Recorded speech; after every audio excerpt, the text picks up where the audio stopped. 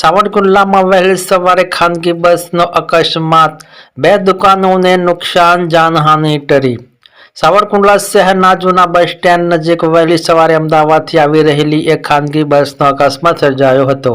પ્રાપ્ત માહિતી અનુસાર બસના ચાલકે અચાનક કાબુ ગુમાવતા બસ રોડ પરથી ઉતરીને 2 દુકાનમાં ધડાકાભેર ઘૂસી ગઈ હતી।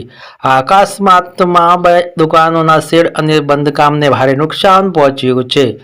ઘટના વહેલી સવારે બની હોવાથી દુકાનમાં કોઈ વ્યક્તિ હાજર ન હતી તેમજ બસમાં સવાર તમામ મુસાફરો સુરક્ષિત હોવાનું જાણવા મળ્યું છે। સદનસીબે આ અકસ્માતમાં કોઈ જાનહાનિ થઈ નથી। ઘટનાની જાણ થતાં જ સાવરકુંડલા પોલીસ અને ફાયર ટીમ ઘટના સ્થળે પહોંચી ગઈ હતી।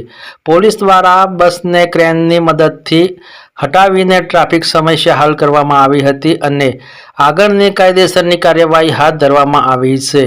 વિશેષ રિપોર્ટ સંજય વાઘેલા, અમરેલી જિલ્લા બ્યુરો ચીફ।